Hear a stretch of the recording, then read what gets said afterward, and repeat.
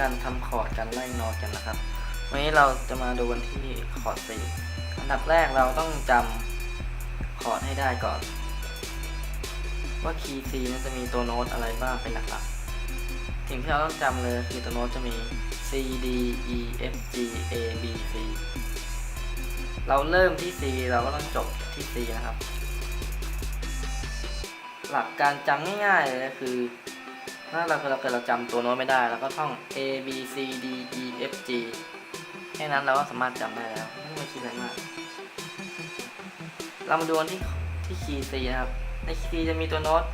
อย่างที่เราได้บอกข้างต้นนะครับในแต่ละโน้ตจะมีช่องว่าง C กับ D จะมีช่องว่างเป็น1เสียงแล้วก็ D กับ E จะมีช่องว่างเป็น1เสียง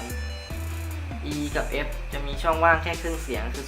0.5 แล้วก็ F กับ G จะมีช่องว่างเป็น1เสียง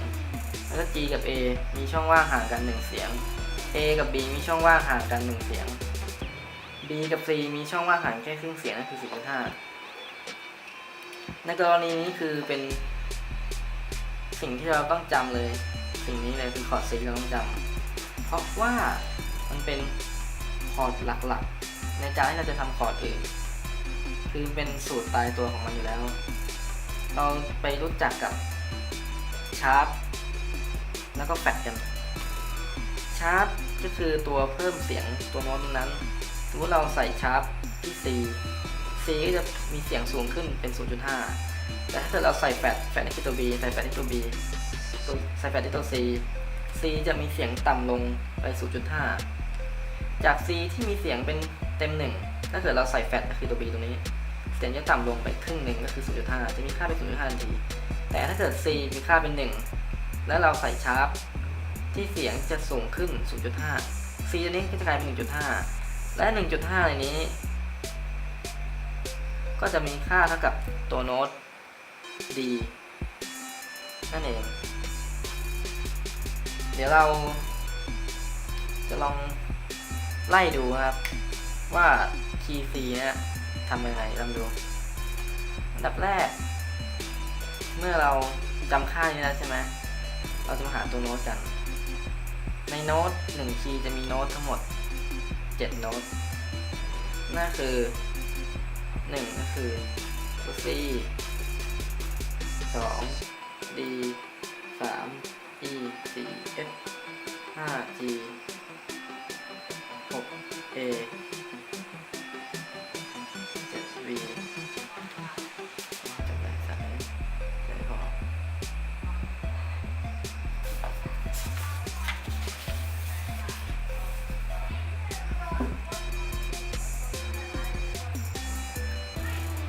และ8และตัวสุดท้ายก็คือเราเริ่มจาก 4เราก็ต้องจบที่ 4นะครับ2 3 4 5 6 7แล้วก็1ที่ทำง่ายๆเลยนะครับในตัวโน้ตที่เราจะหาตัวโน้ตก็คือการใช้ตัวเว้นตัวคือทำไงอย่างเช่นตัวโน้ต C ใช่ไหมแล้วก็ C D แล้วก็เว้น C D E เว้นไป E แล้วก็ E F G แล้วก็ใส่ตัว G ไม่งงนะครับแล้วก็ใส่ตัว G เสร็จแล้วทำไปเรื่อยๆ D E F F E A แล้วก็ E G B F A C E B D A C E B D F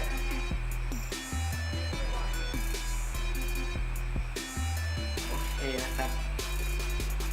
ส่วนคอร์ด C ก็คือเหมือนกันนะนี่ เล่นยังไงจบก็แบบนั้นนะครับส่วนคอร์ดเราจะมาหาคอร์ดว่าคอร์ด C จะเป็น C major หรือ C minor หรือ C diminished เราจะหาได้แบบว่า major จะมีค่าที่2บวก 1.5 minor จะมีค่า 1.5 บวก 2 คือค่าระยะห่างของแต่ละช่องเสียงที่เราเว้นไว้ diminished จะมีค่าห่าง 1.5 บวก 1.5 ก็คือ C ระยะห่างไป E ใช่ไหมก็ดูนี่ C E ระยะห่าง2ช่อง1เต็ม1ระยะห่างตรงนี้ก็จะเป็น2 E ไป G ระยะห่างตรงนี้ก็จะเป็น 1.5 เพราะว่าตรงนี้เป็น 0.5 ตรงนี้เป็น1รวมกันแล้วได้เป็น 1.5 ซึ่ง 1.5 ก็จะตรงกับคอร์ดเมเจอร์แต่ในคอร์ดเมเจอร์สัญลักษณ์คอร์ดเมเจอร์เราจะไม่ใส่กันนะส่วนคอร์ดไมเนอร์จะใส่สัญลักษณ์เป็นรูปตัว M ส่วน D diminished จะใส่สัญลักษณ์เป็น DIM เดี๋ยวเรามาดูตัวที่2ตัวที่2ช่องว่าง D มา F ก็จะเป็น 1.5 F ไป A F ไป A 1 2 E ไป G ก็จะเป็น 0.5 1จะกลายเป็น 1.5 E ไป B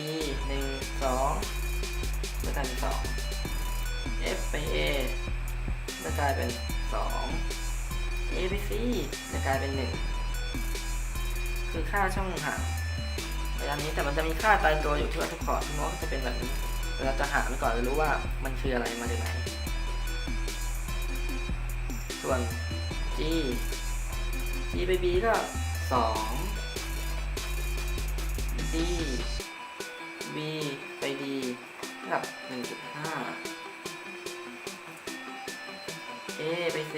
1.5 C ไป E 2 B ไป D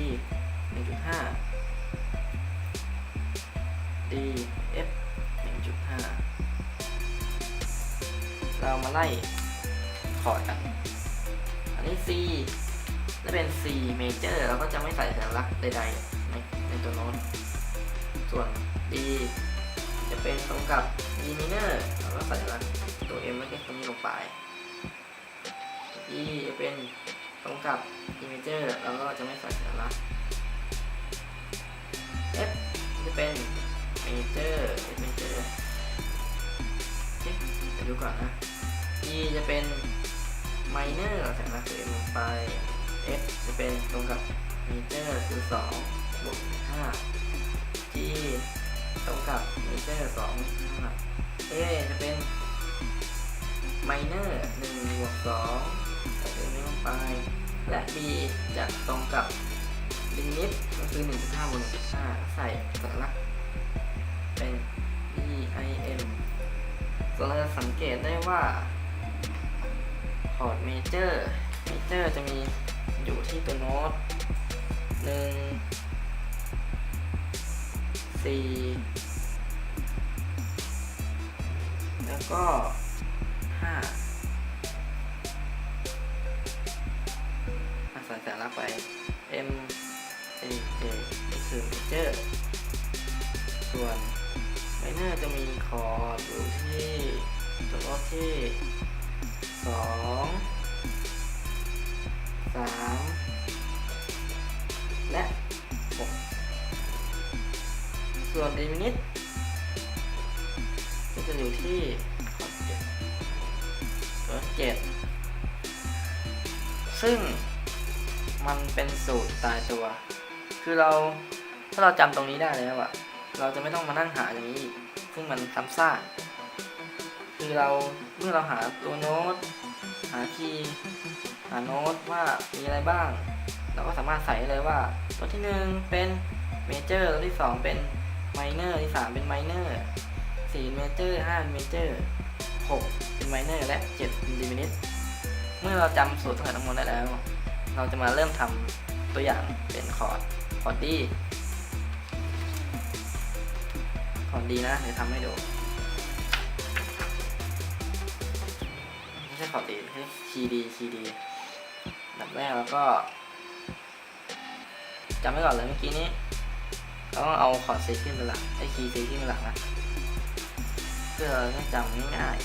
ๆ C D E F G A B C แล้วเขียนระยะห่าง1 เสียงเต็ม1 เสียงเต็มครึ่งเสียง1 เสียงเต็ม1 เสียงเต็ม1 เสียงเต็มและครึ่งเสียงนี่ซึ่งเป็นโจทย์หลักของเรามาลองทำคีย์ดีกันคีย์ดีแล้วก็คีย์ดีเริ่มที่ดี E F G A V C และ D คือเราสังเกตว่าถ้าเราเริ่มที่ดีแล้วลองทำที่ดีและมันจะเริ่มทำกันจากตามสูตรระยะห่างตรงนี้จะต้องเป็น1ซึ่งตามสูตรหลักแล้วตรงนี้จาก D มา E เป็น1ถูกต้องเต็มเสียงจาก E ไป F จากสูตรจะต้องเป็น1แต่ตามความเป็นจริงแล้วมันมีแค่ครึ่งเสียงเราจึงต้องใส่ชาร์ปลงไปเพื่อเพิ่มเสียงขึ้นมา 0.5 เวลาจะเพิ่มเสียงขึ้นมา 0.5 แล้วก็ใส่ชาร์ปตรงนี้แล้วทำไมมันขึ้นมาไงก็ได้สังเกตได้ว่าจากอันเก่าใช่ไหมจากสูตรเดิมปกติมันระยะห่าง E กับ F เนี่ยจะมีค่าแค่ 0.5 ซึ่งมันไม่เต็มเสียงจากตามสูตรจะต้องให้เต็มเสียงเป็น1เมื่อเราใส่ชาร์ปเข้าไปจาก 0.5 บวก 0.5 ก็จะกลายเป็น 1 เต็มเสียงพอดีและเมื่อ F ตรงนี้ใส่ชาร์ปแล้วเสียง F sharp ก็จะไปเหมือนแบบมันจะขึ้นไป 0.5 ใช่ไหมมันก็จะอยู่ครึ่งของ G ระยะห่างจาก F ไป G ตรงเนี้ยก็จะกลายเป็นแค่ 0.5 เพราะว่าใส่ชาร์ปเข้าไปปึ๊บมันก็จะพอดีตามสูตรเป็น 0.5 ครึ่งเสียงและ G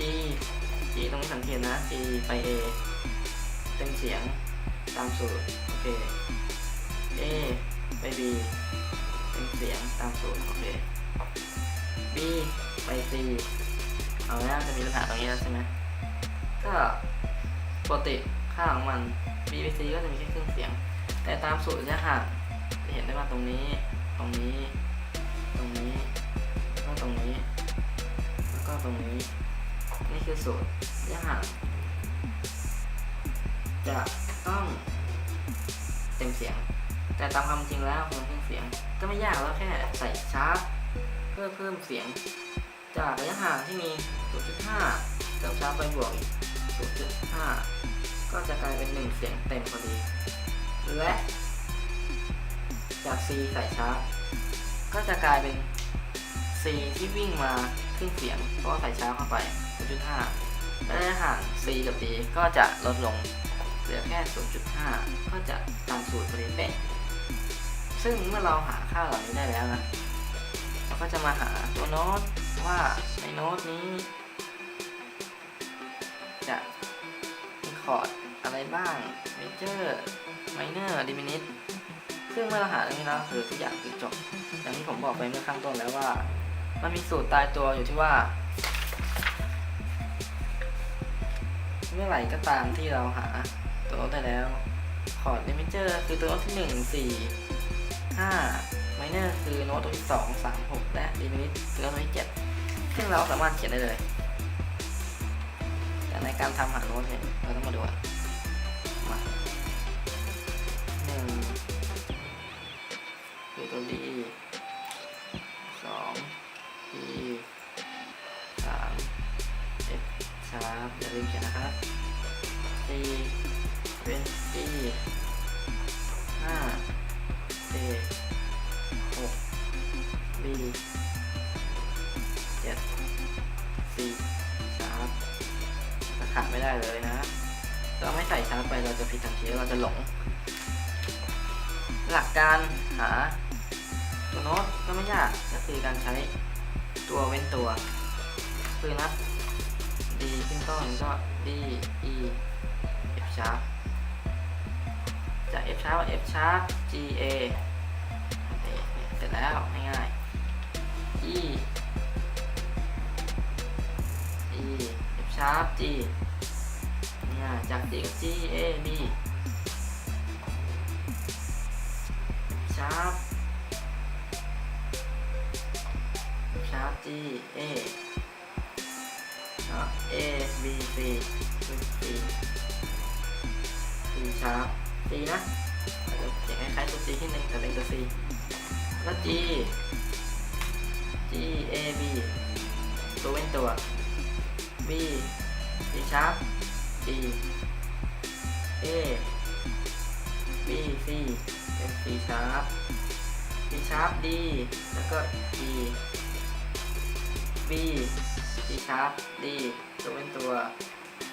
D E F sharp ตัวเว้นตัวและ C sharp ของ C sharp 7 C sharp ก็เป็น C sharp D E ตัวเว้นตัวก็ E E sharp D ตัวเว้นตัว